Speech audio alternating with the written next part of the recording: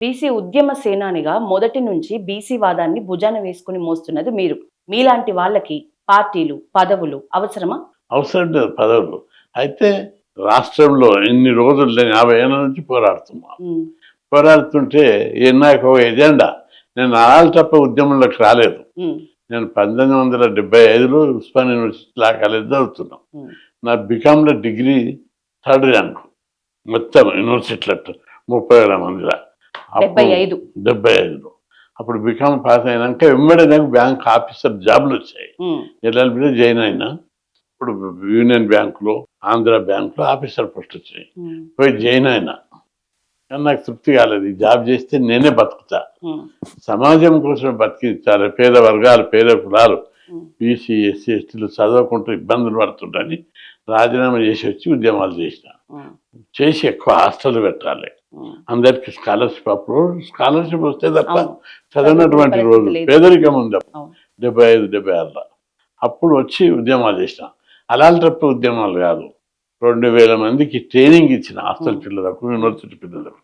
2000 మందిని తీసుకొని అసెంబ్లీ మీద దాడి చేసిన. రాళ్ళు తీసుకొని తుక్కు వెళ్ళగొట్టాం. అప్పుడు ముఖ్యమంత్రి చెన్నారెడ్డి ఉన్నాడు. 1978 సెప్టెంబర్ 27 నాడు మీరు పేపర్ చూడండి, ఆల్ ఇండియా పేపర్లు పతాక స్థాయిలో రాసినాయి. అసెంబ్లీపై దాడి తుక్కుగా పగలగొట్టిందని. అప్పుడు చెన్నారెడ్డి పిలిచి చర్చలు జరిపి హాస్టళ్ళు 100ల సంఖ్యలో హాస్టల్ ఇచ్చారు. అప్పుడు పేద చదువులు ఎక్కువైంది. స్కాలర్షిప్లు కూడా అంతవరకు 100 మంది దరఖాస్తు పెడితే 10 మందికి వస్తుండే. అప్పటి నుంచి 100 మందిలో 50 మందికి ఇచ్చుడు దశల వారీగా.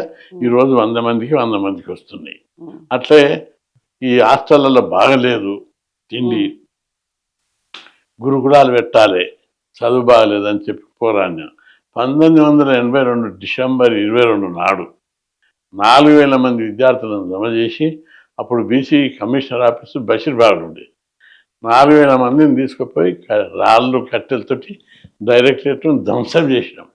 అంటే ధ్వంసం చేసినాము, పగలగొట్టినామంటే ప్రభుత్వ దృష్టిని ఎక్కువ ఆకర్షించాలి, భయపడాలి బీసీ ఎస్సీలు బలవంతులని. ఆ దృష్టితోటి అంతవరకు పీస్ఫుల్గా చేసి ఒక్కడే చేస్తలేరు. అప్పుడు ఎప్పుడైతే ధ్వంసం చేసినో అప్పటి ముఖ్యమంత్రి విజయభాస్కర్ రెడ్డి 46 గురుకుల పాఠశాలలు మంజూరు చేశారు. అప్పటి నుంచి అంచెలంచెలుగా దేశంలో ఎక్కడ లేని విధంగా 46 గురుకుల పాఠశాలలు స్టార్ట్ అయింది. ఈరోజు 2 రాష్ట్రాల వచ్చి 1500 గురుకుల పాఠశాలలు ఉన్నాయి. పేద కులాలు చదువుకోవాలి, చదువు ద్వారానే కులాలు డెవలప్ అవుతాయని చెప్పి పోరాటం చేసిన. అందులో ఫీజు రియంబర్స్మెంటు, అమర్నిర స్కాలర్షిప్లు, స్టడీ సర్కిల్స్, ప్రతి స్కీము పోరాటం చేసి పెట్టించాము. ఏదో ప్రచారం కోసము, ఏదో పైరవుల కోసం కాదు. ఎజెండా పేద కులాలు చదువుకోవాలి. పూలే మహానుభావుడు, అంబేద్కర్ మహానుభావుడు ఏం చెప్పాడు? పేద కులాలకు అందరికంటే గొప్ప ఆస్తి చదువు.